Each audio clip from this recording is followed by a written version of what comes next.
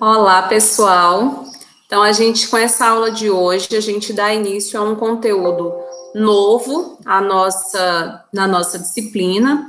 Agora, nessas primeiras semanas de aula, nós estávamos tratando da argumentação de forma genérica, né, de forma mais abrangente, enquanto um conhecimento que pode ser utilizado por qualquer dos ramos da ciência para facilitar a nossa retórica, né, para garantir, para aumentar o nosso poder de adesão. E aí, por isso, a gente estudou o contexto histórico, né, algumas teorias, como que essa argumentação ela passa, especialmente a partir de metade do século XX, a gozar de um prestígio maior dentro da academia, etc., etc. Agora, com essa aula de hoje, nós entramos propriamente na argumentação jurídica. Então, a partir dessa semana, a gente começa a trabalhar, de fato, a argumentação como instrumento para o direito. Então, a gente vai se ater aos conceitos e àquilo que, de fato, interessa à nossa ciência.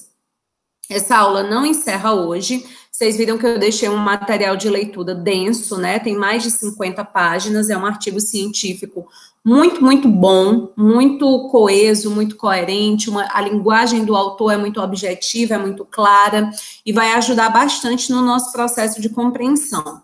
E a gente vai trabalhar esse texto nessa aula de hoje e na aula da semana que vem, quando a gente vai tratar de realismo jurídico. Então, para você que gosta sempre de manter seus estudos em dia, suas leituras em dia, hoje você pode ler o material de leitura até os tipos de argumento, que é até onde essa aula de hoje vai ser trabalhada. Na semana que vem é que a gente vai começar a estudar realismo jurídico e os demais tipos de argumento. Então, se você não quiser ler o texto por inteiro, né, por ele ser um pouquinho longo, ter mais de 50 páginas, você pode encerrar a tua leitura, vai ser mais ou menos a metade do texto mesmo, nos tipos de argumento, e na semana que vem, juntamente com a aula que vai tratar sobre realismo jurídico, dar continuidade à leitura, tá certo? Então, para que a gente possa falar, gente, sobre a argumentação jurídica propriamente dita, eu gostaria de relembrar aqui alguns conceitos que vocês já sabem, né? Vocês já devem trazer aí na bagagem de disciplinas anteriores que vocês pagaram, mas que é importante que a gente rememore para que a gente possa tornar essa aula o mais didático possível. Pessoal, para que a gente possa argumentar bem, nós precisamos ter um bom repertório. Um repertório bom do nosso vocabulário, ou seja, é exigido de nós muita leitura, né, para que a gente possa ter um vocabulário denso, um vocabulário robusto, um vocabulário que nos dá aí um leque de opções para que a gente possa expressar as nossas ideias sem estarmos constantemente repetindo os mesmos vocábulos, o que deixa o texto pobre, o que deixa o texto repetitivo, o que deixa o texto menos atrativo. Então, esse exercício da leitura, ele pode ser acompanhado, inclusive, de fichamentos, né, de um glossário, você tem lá já no caderno. Eita, essa palavra eu não conhecia, estou estudando aqui Direito Civil e na doutrina a autor usou uma palavra aqui que eu não costumava utilizar. Vou anotar, vou colocar aqui no meu vocabulário para que eu possa utilizar, né, nas minhas escritas. Esse é um exercício fantástico para aqueles que querem melhorar a sua escrita, né? Por isso que a leitura ela é tão importante. E aí, por que eu estou falando sobre isso? Porque argumenta bem aquele que escreve bem, né? Então, obviamente, no campo da argumentação escrita, que vai ser o nosso principal formato de argumentação dentro da técnica jurídica. Nós teremos a oportunidade de exercer a nossa retórica, né, muitas vezes em momentos de audiência, de júris, etc., mas na maioria das vezes nós vamos fazer essa nossa argumentação de forma escrita, peticionando, recorrendo, apresentando contra-razões, etc., etc., Muito bem. Então, gente, por que eu estou defendendo aqui a necessidade de uma leitura constante não somente de temas jurídicos, mas de temas contemporâneos, né, sobre política, sociologia, história, atualidades, para que nós não sejamos meros operadores do direito, mas que nós possamos nos comportar como verdadeiros juristas, né? A gente começou aqui a aula afirmando que escreve bem aquele que lê muito, porque ler muito nos traz a possibilidade de ampliar o nosso vocabulário. E além de ampliar o nosso vocabulário, a leitura pode produzir também a ampliação do nosso imaginário, das representações de diversos grupos sociais. Então, é de fundamental importância sair de dentro da caixinha do direito, né, o máximo de vezes possível, e ler cientistas políticos, e ler sociólogos, e ler filósofos, que podem trazer aí um enriquecimento desse nosso imaginário, ou seja, eu nunca tinha pensado sobre isso, eu não via a questão sob esse ponto de vista, consegui, gente, exercer o trabalho de dialética, né? Nosso raciocínio precisa ser dialético, às vezes para que eu possa argumentar bem, eu preciso já tentar prever quais são os argumentos que a outra parte irá utilizar contra a minha tese, para que eu possa conseguir fazer essa previsão. Eu preciso conhecer, eu preciso entender quais são as críticas que essa tese que eu defendo sofre. Então, eu preciso, portanto, manter uma leitura atual, contemporânea, como também uma leitura daqueles autores mais tradicionais, conservadores, porque conhecer a crítica é tão importante quanto conhecer os elementos que defendem a minha tese. Então, a gente precisa sair do maniqueísmo, né, de que isso é bom, isso é ruim, essa é a visão correta, essa é a visão errada, e ter aí um imaginário bastante plural, e ter condições, né, de termos uma visão o mais ampla possível, porque nós não sabemos, por exemplo, eu posso ser ferrenhamente contra o aborto, né, um tema contemporâneo, um tema polêmico, um tema jurídico, de vez em quando vem à baila aí, tanto na sociedade, né, por meio das diversas mídias, como também dentro do cenário jurídico, na cobrança de questões abertas, de concursos, etc. Então, eu sou ferrenhamente contra o aborto. Eu preciso conhecer quais são os argumentos, quais são as teorias daqueles que defendem esse aborto, né, do ponto de vista jurídico, do ponto de vista espiritual, do ponto de vista social, porque eu não sei se em algum momento da minha vida eu, de repente, terei que construir uma argumentação favorável a esta realidade, mesmo que ela não represente a minha visão pessoal particular. Vocês entendem isso?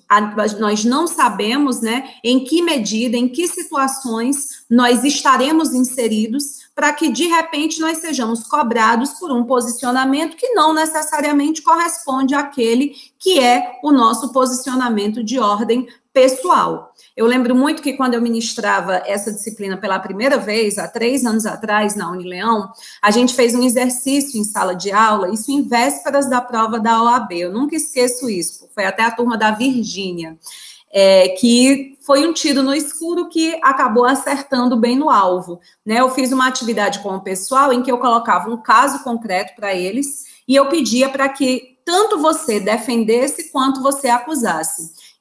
Era uma parcial, foi feita dessa forma. Existia lá o espaço de 20 linhas para criar uma tese de acusação e, ao mesmo tempo, 20 linhas para criar uma tese de defesa. E foi uma confusão, uma lamúria, professora muito difícil, vou quebrar meu raciocínio, eu já estou fazendo aqui defendendo, como é que eu mesmo daqui a pouco vou acusar?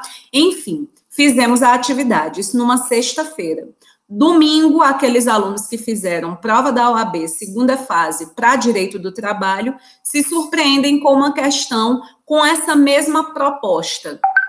Era uma das questões abertas da prova e pedia-se exatamente isso do candidato, que fossem desenvolvidos argumentos favoráveis e contrários, ao mesmo tempo, a uma determinada tese lá trabalhista que a questão trazia. Então, a gente nunca sabe em que posição nós vamos ser colocados, de repente, nesses momentos de avaliação formal. Daí a importância, né, da gente conhecer o mais aprofundadamente possível através das nossas leituras. Então, não nos apegarmos a apenas um leitor, uma doutrina. Eu só estudo direito civil, eu só consigo aprender Ave Maria se eu pegar a Maria Helena Diniz. Se eu não estudar por essa autora, eu não consigo compreender. Então, você perde ali uma gama imensa, né, de outros conhecimentos, de outras modalidades de escrita, de novos vocábulos que poderiam ser inseridos aí à tua formação, se você, por exemplo, se desse, né, a oportunidade de ler outros autores que também trabalham com essa mesma área. Então, dentro da medida do possível, garantir essa formação plural, né, essa formação aprofundada, é de suma importância se nós queremos argumentar bem. Então, o operador do direito é aquele cara que está muito preparado para fazer a subsunção. Ele está muito preparado para usar aquele raciocínio simplista, em que eu pego a norma e aplico ao caso concreto. Esse sujeito não tem criatividade o suficiente, por ausência de leitura, de aprofundamento, de um imaginário enriquecido, para criar teoria jurídica do ponto de vista científico, por meio da produção, né, acadêmica de artigos científicos. Ele não consegue, portanto, sair daquilo que já está pronto. É o cara crachá. Eu vou lá, eu pego uma teoria que já existe de um determinado doutrinador e aplico aqui, eu vou lá na legislação, esse artigo se encaixa na situação do caso concreto e eu fico engessada. Eu não sou capaz de fazer mais do que isso. Ao contrário do cientista do direito, do jurista, que é aquele sujeito que se dedica a estudar o direito como ciência, não é simplesmente como uma técnica, né? Sai bastante do formato aí dos estudos para concurso público, né? Que se dá pela mera memorização. Esse cientista do direito não se conforma com isso, ele vai para o aprofundamento, né? Ele procura conhecer os aspectos favoráveis e contrários de cada teoria. Ele compreende o contexto histórico em que essa teoria jurídica ela foi elaborada. Ele entende os impactos sociais, políticos e culturais dessas escolhas. Ele conhece a filosofia, a sociologia, a história, de forma mínima, pelo menos, para que o seu raciocínio não seja meramente técnico, mas para que ele se expanda de forma plural. Então, isso vai ajudar a gente muito mais no desenvolvimento de uma argumentação, a ponto de que, se o sujeito se deparar com uma situação concreta, real, que ele vai precisar advogar, que ainda não está prevista no código, ou que ainda não tem doutrina majoritária defendendo, ele terá o poder de criatividade, de criação, de desenvolvimento de teoria jurídica para poder argumentar nesse caso concreto. Então, o convite que a gente vai fazer a partir dessa aula de hoje é de que nós não sejamos meros operadores do direito, mas que nós sejamos juristas, capazes de tratar o direito como ciência e contribuir, inclusive, para o desenvolvimento científico do direito, por meio de aprofundamento, por meio de interdisciplinaridade, multidisciplinaridade, ou seja, do diálogo do direito com as outras ciências, e do constante e permanente exercício de aprofundamento, de leitura, de estudo daquilo que nos é proposto. A gente viu, gente, portanto, que essa boa argumentação, ela é imprescindível aí para a permanência, para o fortalecimento do Estado democrático de direito. Né? A gente falou isso quando a gente estudou o Perelman e a gente vai reafirmar nessa aula de hoje. Isso é, inclusive, um tema interessantíssimo para a TCC, né? Pensar, por exemplo, nos discursos de ódio, nas fake news, em todos esses elementos que podem gerar convencimento das pessoas, o quão isso pode impactar negativamente para a permanência do Estado democrático de direito. Porque nós sabemos que a boa argumentação, o convencimento por meio das palavras, por meio desse raciocínio lógico, ele vai evitar, ele vai permitir que nós convivamos de forma pacífica em sociedade e que a gente não precise partir para a agressão, para a violência, para o autoritarismo, para que nós sejamos, então, capazes de impor as nossas ideias. Então, uma coisa é convencer, persuadir, como a gente vem estudando a diferença, né? Convencer, fazer com que alguém concorde comigo, persuadir. A pessoa concorda comigo e, portanto, faz ou deixa de fazer aquilo que eu quero que ela faça ou deixe de fazer, que é completamente diferente de impor. A imposição não vem, portanto, da argumentação. A imposição é apenas o autoritarismo. De repente, por meio da ameaça, por meio da violência física, por meio aí de alguma estrutura, né, que demonstra um nível de violência que obriga o sujeito a se submeter à minha vontade. Então, a importância da argumentação jurídica, né, mais até do que outros aspectos da argumentação em outros campos do saber, se dá nessa validação, nessa consolidação, nesse fortalecimento do próprio Estado democrático de direito. Uma democracia exige, né, lembrando aí os conhecimentos da Grécia Antiga, que a gente viu no início da disciplina, exige que o cidadão possa participar da vida pública, da vida política. Esse cidadão só tem capacidade de participar se ele consegue expressar de forma correta a sua posição, né? E é muito importante que nós tenhamos posições, né? Não meros pitacos, né? O pitaco é porque sim, é porque eu gosto, é porque é bonito. A posição, a opinião é aquela que traz aí uma fundamentação argumentativa capaz de fato, demonstrar conhecimento sobre a questão e, portanto, gerar adesão do meu auditório. Então, esse primeiro slide é só para que a gente possa relembrar um pouco sobre a importância de tudo isso. E aí, gente, nós vamos ter aqui, remontar rapidamente, historicamente, como que se dá esse processo de argumentação. Então, a argumentação é uma atividade intrínseca à atividade jurídica, intrínseca à função de qualquer bacharel em direito, e à medida em que nós temos um paradigma em vigência, a argumentação, ela é de forma coadunada a esse paradigma. Então, quando a gente vivia no século XIX a realidade do positivismo jurídico, a argumentação utilizada pelos profissionais da área jurídica refletia aquele paradigma do positivismo. Positivismo extremamente apegado à ideia de segurança jurídica, de literalidade, né, de argumentação, de interpretação gramatical, da ideia de que a lei já tem todas as informações necessárias para que eu possa solucionar o caso concreto, a ideia de que eu não preciso fazer juízo de valor, né, moral, ético, basta existir a lei, naturalmente, se a lei foi aprovada, se ela existe, então ela já representa a justiça.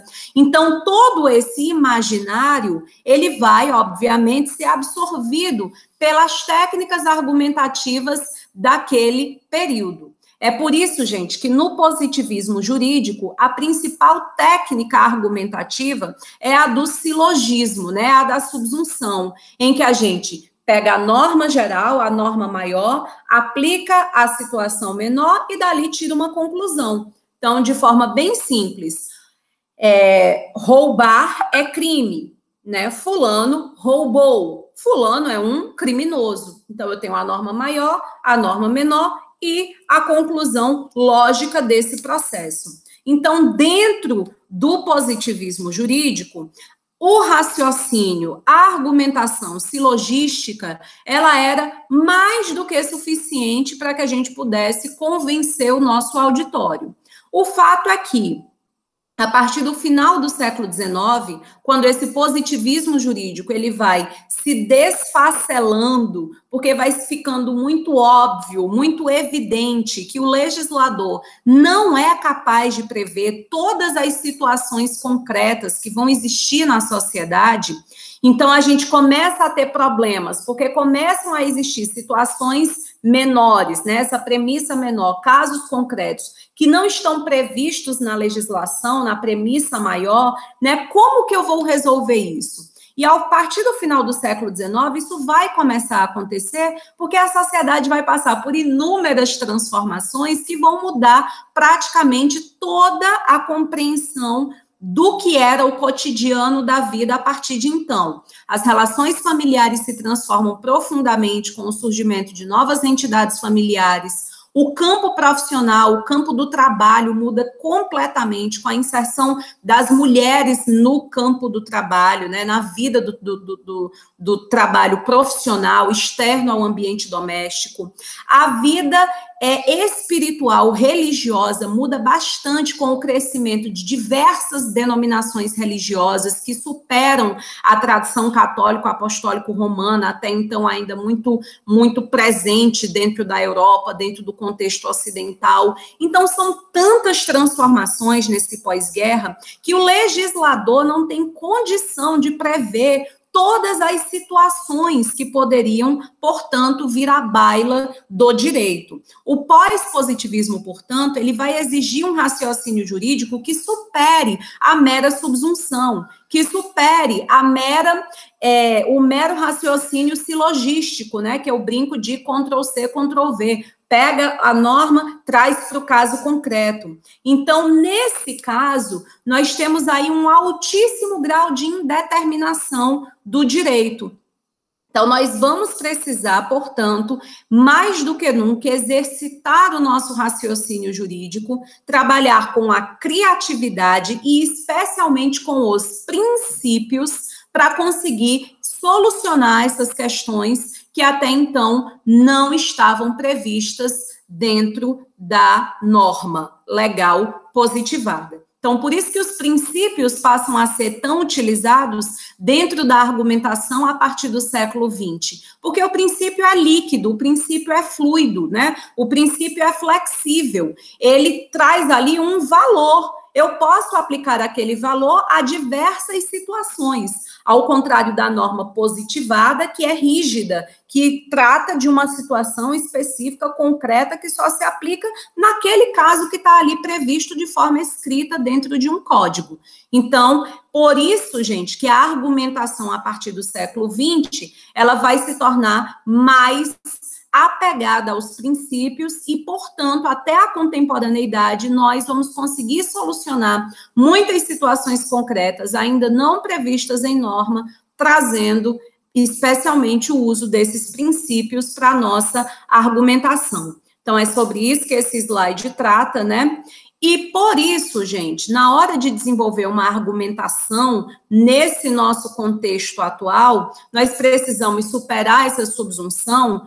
Portanto, nós precisamos ter um maior cuidado, né? A gente precisa ter uma maior acuidade com o nosso raciocínio jurídico. Não dá para desenvolver uma tese jurídica no meio de um brainstorm, né? De uma tempestade de ideias. Eu vou resolver a questão, saio ali digitando, escrevendo de qualquer jeito, sem rascunhar antes, sem estudar antes, sem me aprofundar antes. Se eu sou convidada a um debate, por exemplo, sobre o aborto, quer seja para defender, quer seja para não defender essa conduta, eu vou precisar, antes disso, assistir muitos documentários, filmes, fazer leituras de autores jurídicos, sociólogos, filósofos, para estar o mais preparada possível para aquele momento em que eu não sei o que é que a outra parte vai trazer, mas eu sei que eu preciso estar preparada para rapidamente contradizê-la ou me aprofundar na minha argumentação. Então, dentro dessa questão do pós-positivismo, nós precisamos fazer um planejamento textual.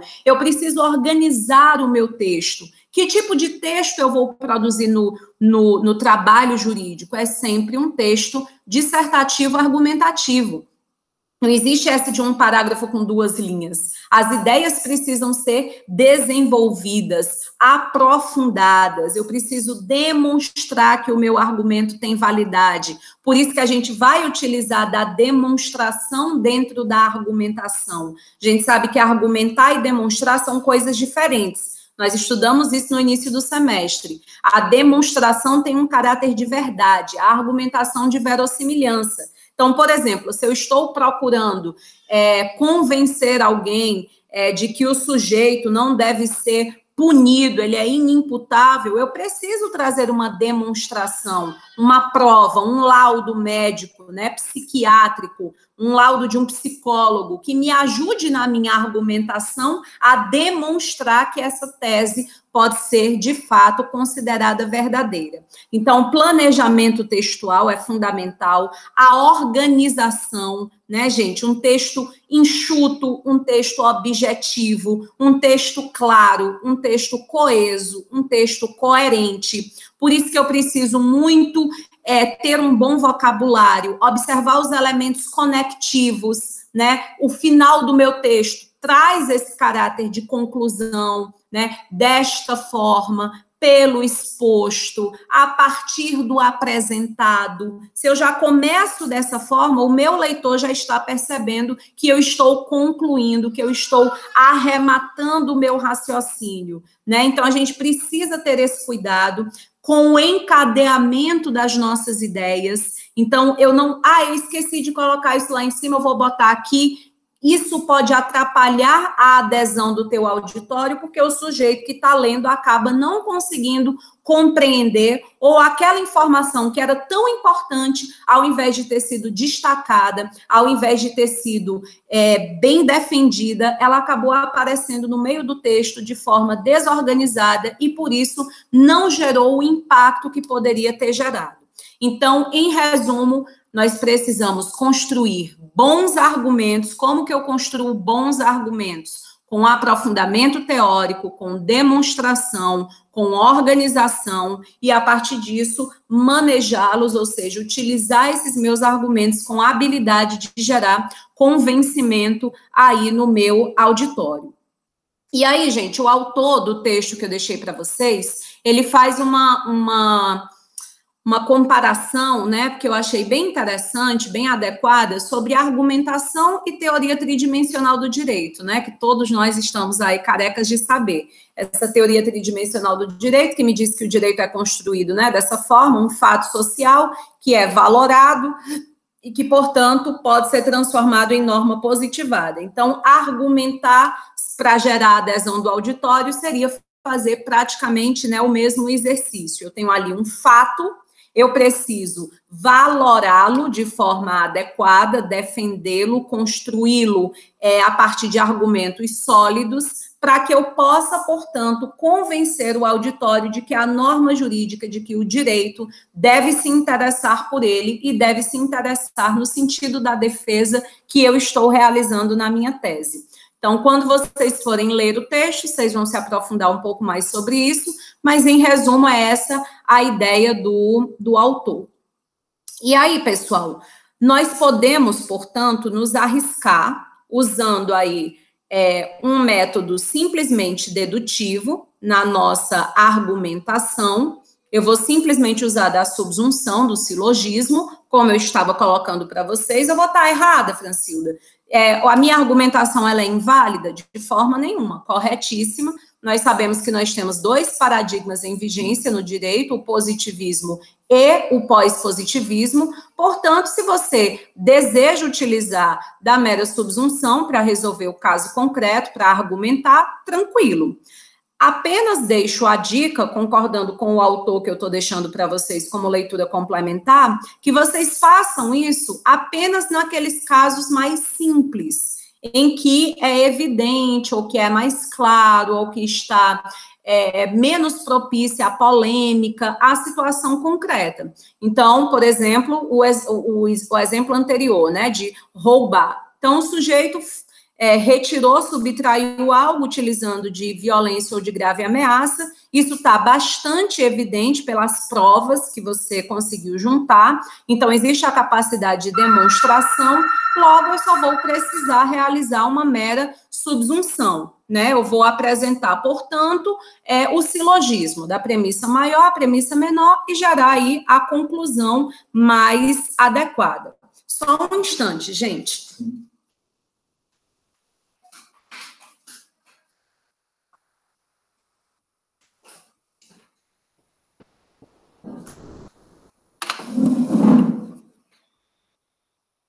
Prontinho, desculpem, precisei abrir aqui a porta, mas já retornei.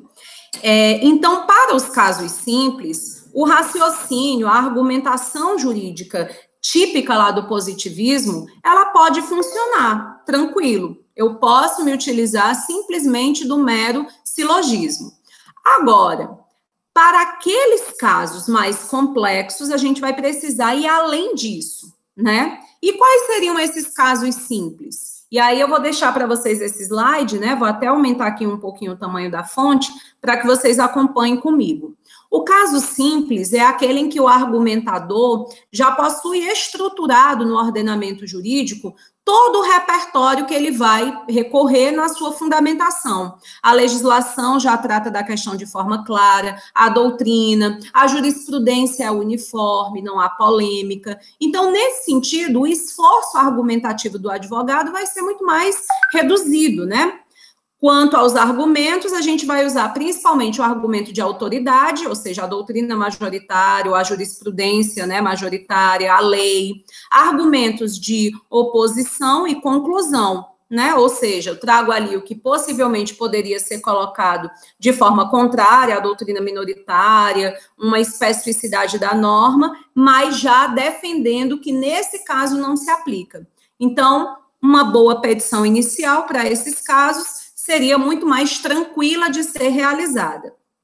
No entanto, gente, o que nós mais temos, né, atualmente, são casos complexos, por essa grande complexidade da teia social em que nós estamos inseridos, né? Foi-se o tempo em que as relações, elas aconteciam dessa forma tão clara, né, tão evidente, saber o que é certo, o que é errado. Então, isso não é a realidade concreta, né? Nós estamos vendo crescer o número de situações que chegam aos tribunais, que chegam ao direito, sem que antes tenha havido um processo legislativo capaz de regulamentar aquela situação.